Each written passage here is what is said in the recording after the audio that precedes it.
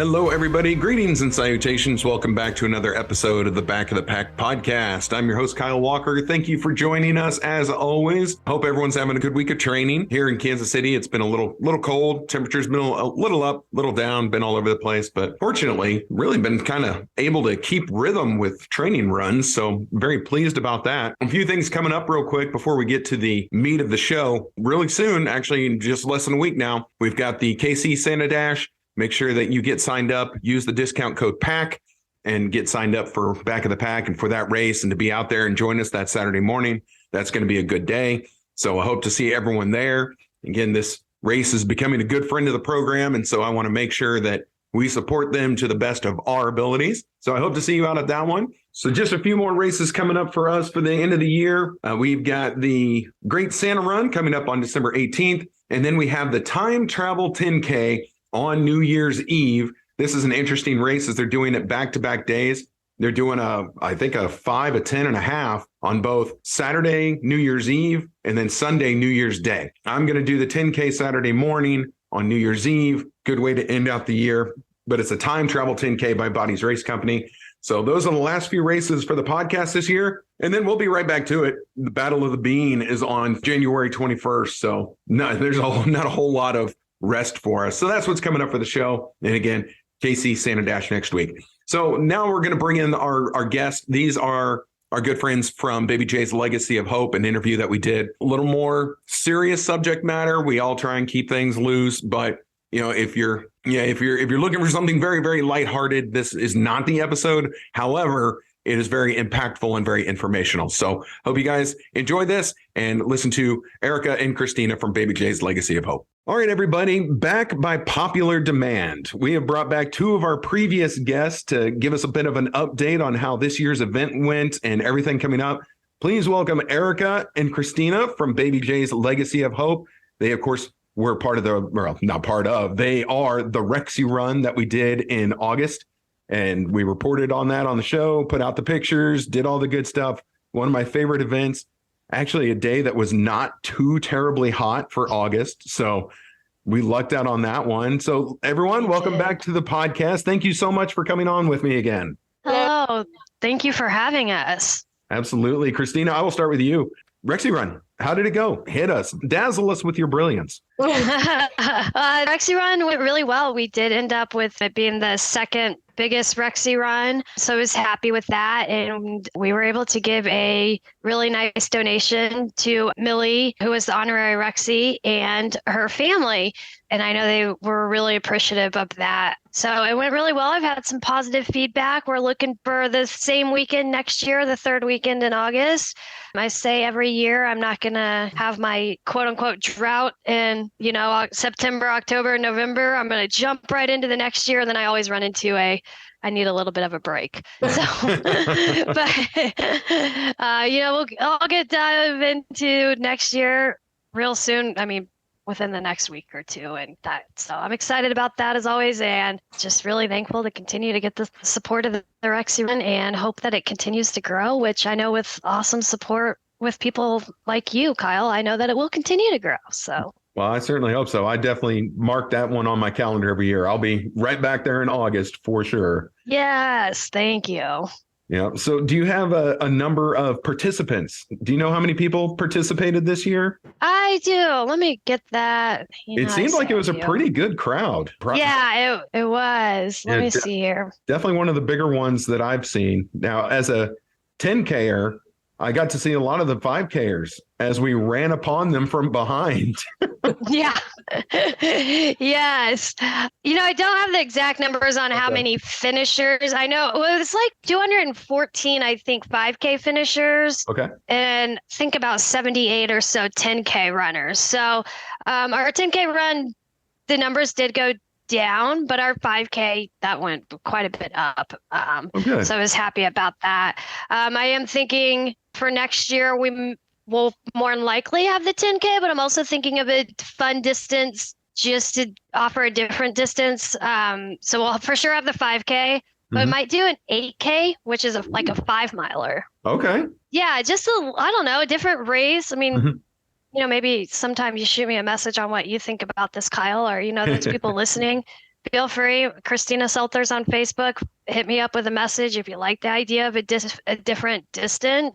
Sure. Besides, just the normal 5K and 10K that's out there. Okay. But the advantage of that would be that it wouldn't go as far east for those 10Kers on that trail. Yeah. So it stays a little bit closer to everybody. And, like you said, we did get great weather this year, but that means next year will probably be the 110 degrees with 99% humidity. So that little shorter distance could be kind of nice. It could. Yeah. I know we're due for just a blistering hot Rexy Run here at some point in time. Like it's going to happen. I remember it was 2018 because I was using that as a training for the Chicago Marathon, which was in October. So, they've worked on my training schedule. It was so hot. It was so hot that year doing Rexy Run.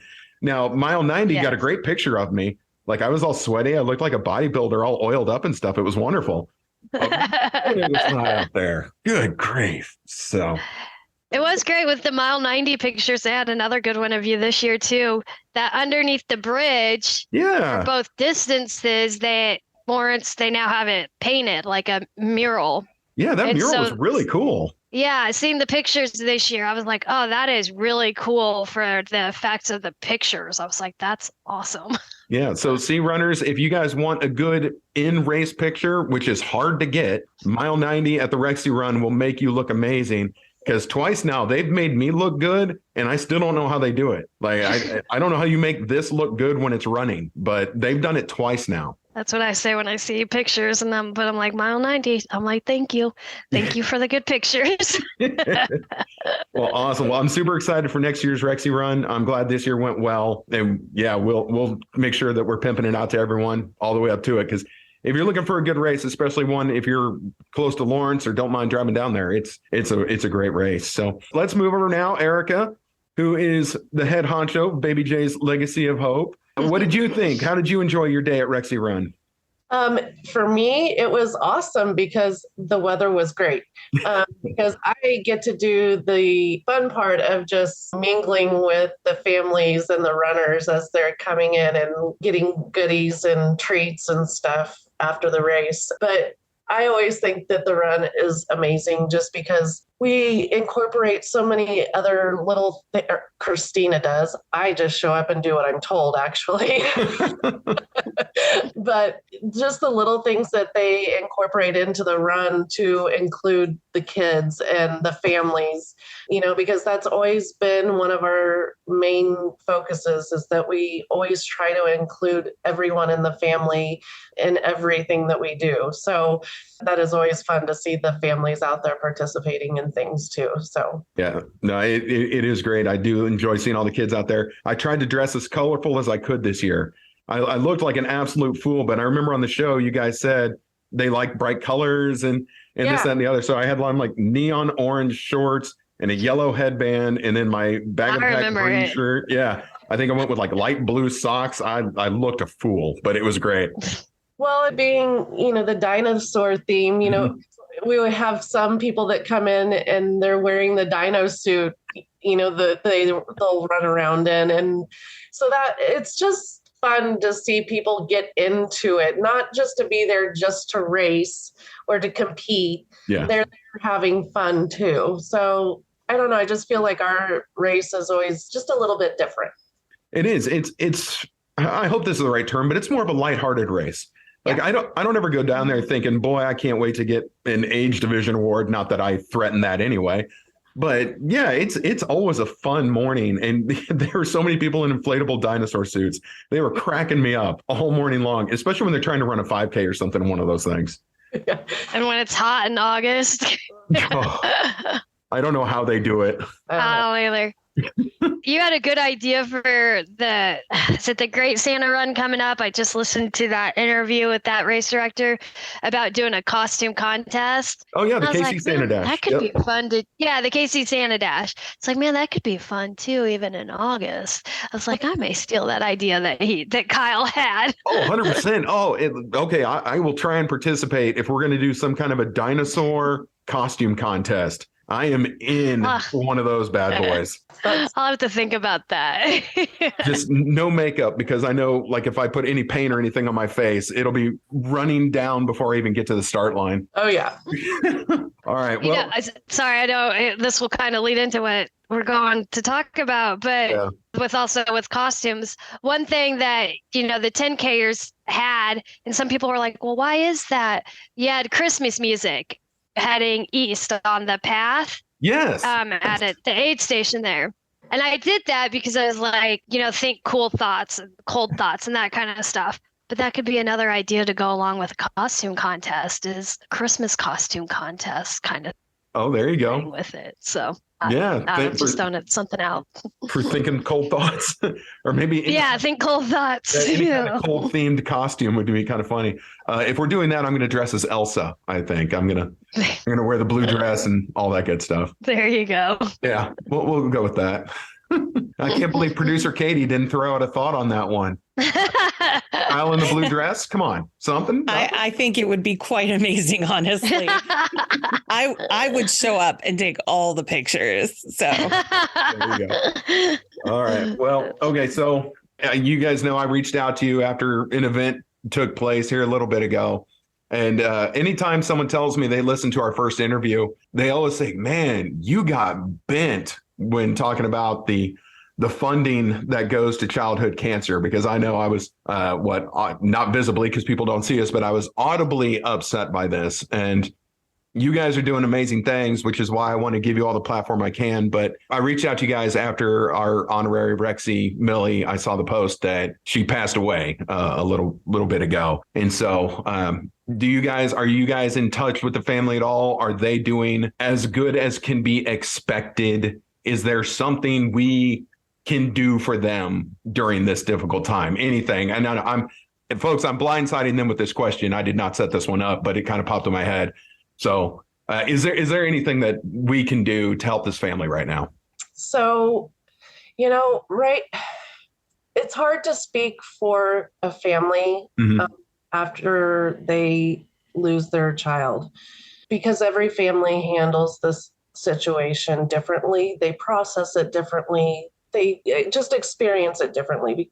Christine, you may have to help me through this, but they're doing the best they can. They're hanging in there. They have each other. They lean on each other for support. They have a good family support system, which helps. But, there's been a few times that I have chatted with her, and they're struggling just as any parent would, that loses their child. It's something that I would never wish on my greatest enemy.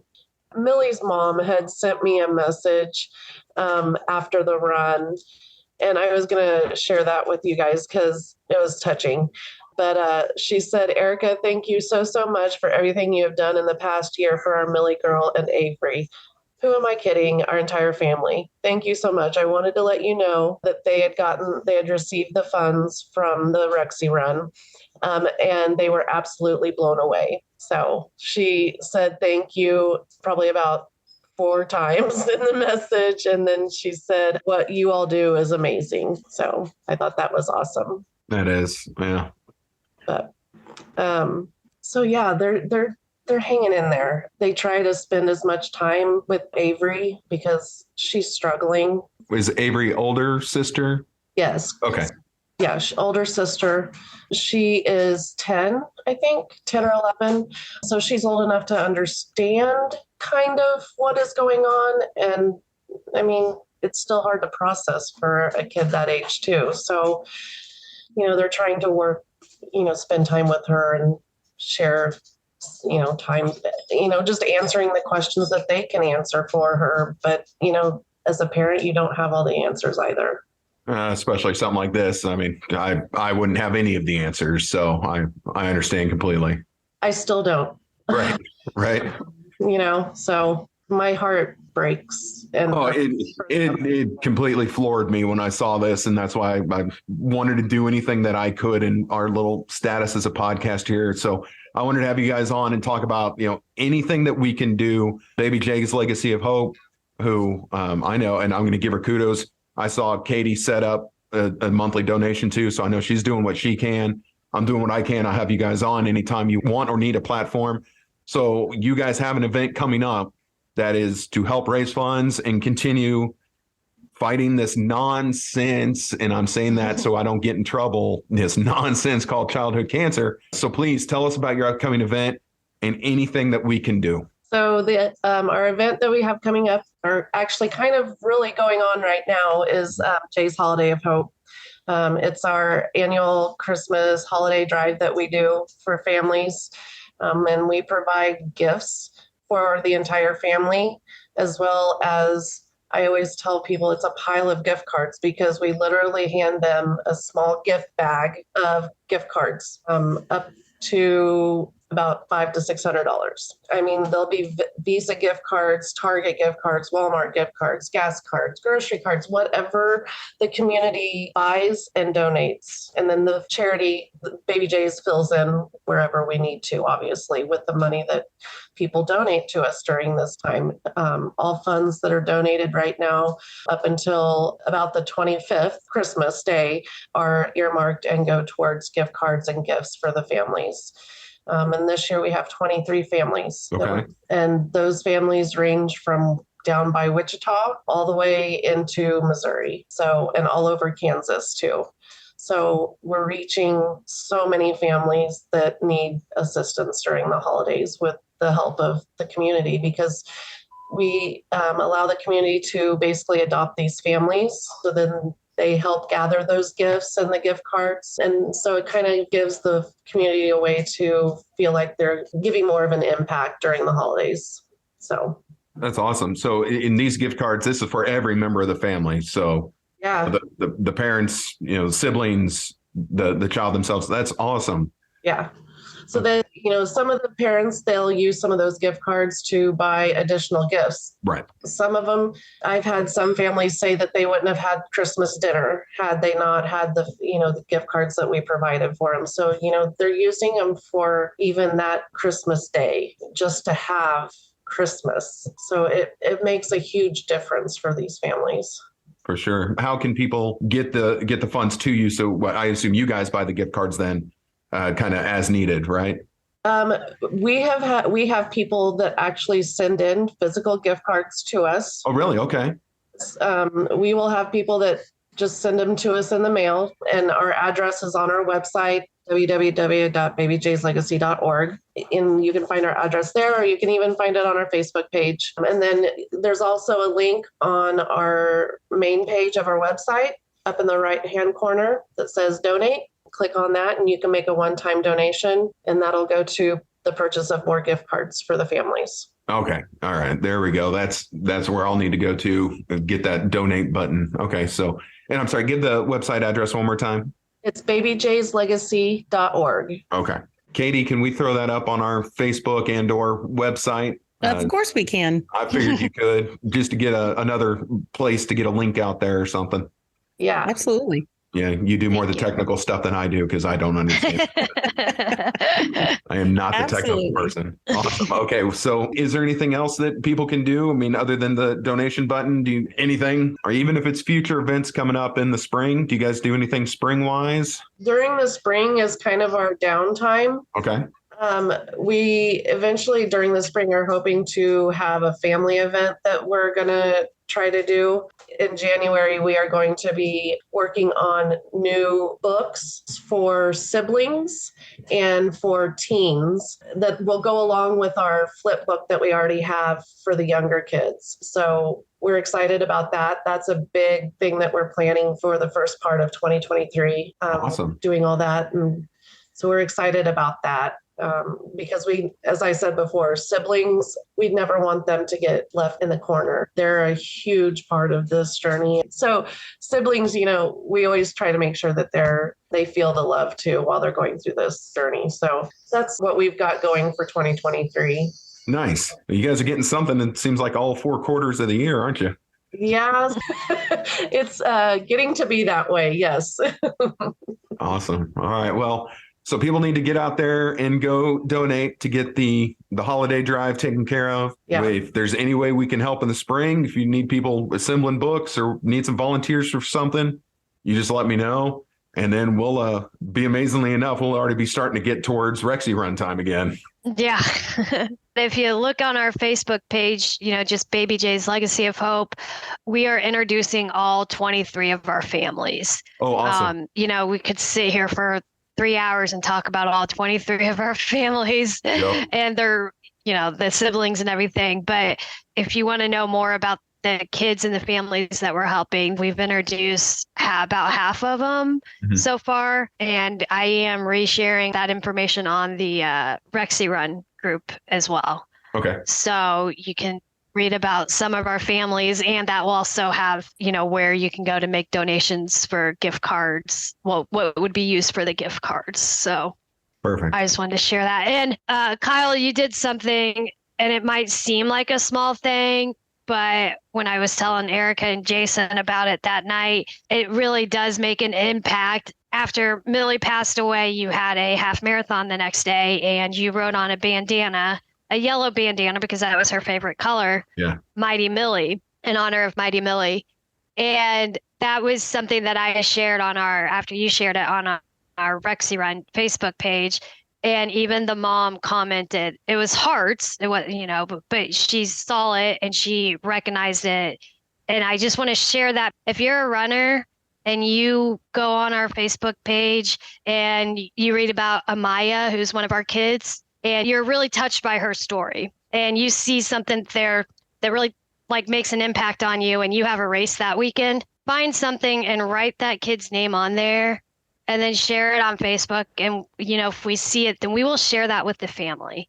Oh, awesome. Because those are things like that might be quote unquote little. They are a big deal. And it is something that it's getting that kid's name out there to people. And maybe somebody will come up and ask you, well, who's Amaya? And you can tell them their story. You can tell Amaya's story. And then that's just somebody else who didn't know Amaya, who now knows Amaya's story. And then maybe that person had never thought about a kid having cancer in general. Maybe they're one of the lucky ones that doesn't know about childhood cancer. And then that's spreading the awareness just of childhood cancer. Because, before I met Erica and Jason and Jaden, I never thought about kids with cancer. And now all I want to do is share stories about kids. I don't want to share stories about kids with cancer because I wish they didn't have it, but I want to share their fight because these kids have so much fight in them. Yeah. So, those you runners out there that, like to run for a reason and for a purpose, come check out our Facebook page and see some of these stories about these kids and their families. And I bet you at least one story will affect you. And I guarantee you actually more than one story. Oh, yeah, for sure. Definitely more than one. I'm in the same boat. I used to come down and do Rexy Run because, we wanted to support you. And, it was a race that I could do in Lawrence, but I never gave a whole lot of thought to deeper meaning. But after we talked to you guys back in the, in the early summer, and then a lot of the races I've done this year, with the More Than 4 series, and the more I've gotten kind of brought into this world, the more I've learned about, the kids and the cause and, the lack of support that they get financially. So, I'm kind of in the same world. It's like until you get brought into it, you don't understand it. I'm more than happy to try and get people more into this world so that they can bring their talents and gifts and maybe, do things that we can't. Someone could hear this episode and decide that they've got something they can do to help out, and that would be great. So, yes, just getting that awareness out makes a huge difference because like Kyle had mentioned, with the lack of funding, that's the only way we can get more funding is for that awareness to be raised. I feel like it's better than it used to be, but it's still nowhere where it needs to be. Well, if the number's still at 4%, it's nowhere near where it needs to be. Right. Which is ridiculous on every level. Yeah, and especially when we're still using chemo drugs from adults. Right. And chemo drugs that are 30 plus years old. It's time. These are our kids. They deserve to have better treatments. They deserve to not be sitting in a hospital for months and weeks on end. There's no reason why in this day and age that there are not better treatments and better side effects, I should say, is how I should say it. Yeah. It's ridiculous that they get such limited funding considering the importance that kids are to society as a whole. Yes, exactly. Exactly. Again, I won't get back on my same soapbox that I did before, but yeah, I still don't do well with the 4% nonsense. And with pediatric cancer, there are so many subcategories, and pediatric cancer does not work the same as most adult cancers. Just like Millie's diagnosis, because of her diagnosis being so rare with AML, they didn't have a specific treatment plan for her. So she was under the umbrella of regular AML treatment. Really? And so I don't mean to sound crass, and I'm really not trying to be, but it didn't work. We still lost her at 3 years, 7 months. Is anyone going to take a look and be like, maybe we need a better fix on this? And I'm asking you like you guys have that answer. I know you don't. And now it just pisses me off more that this is how they're continuing to roll. Okay, she had this. You tried this. This clearly didn't work. Y'all going to do something different next time? Probably not. This is when I step in and start reeling Kyle back in a little bit. And to clarify that we know that there are good, wonderful doctors and nurses out there doing everything that they possibly can with the abilities that they have. Indeed. Yes. So it's kind of where I land on that. So I don't know. I know I've kind of kept you all for a little more than I was supposed to, but thank you guys so much for coming on again. And I'm going to drag you back on here, I'm sure, another time before we get to Rexy Run. And we'll try and keep it, we'll talk about the next year's honorary Rexy. We'll talk about the race, and we'll continue on from there. So everyone, ladies, thank you so much for coming on the podcast. Erica and Christina, I so much appreciate it. Thank you very much to you guys. It means a lot. Thank you very much. For sure. Well, Katie, I don't envy you having to edit this episode. Yep. So again, I want to thank everyone. Thank Christina, thank Erica, thank producer Katie for being on the show. Always difficult subject matter, but hopefully you guys find it a bit informational. And again, like we said at the start of the show, impactful. So that's going to do it for this episode of the Back of the Pack podcast. I want to thank you guys very much for joining us. We're going to be back next week with a complete and full breakdown of the KC Santa Dash. Want to see you guys all out there. Everyone have a great week of training. I'm your host, Kyle Walker. My pleasure as always. This show is brought to you by OKKC Sports and produced by Katie O'Neill. Everyone have a great week of training. Hopefully we'll see you at KC Santa Dash next week. And if not, we will talk again soon.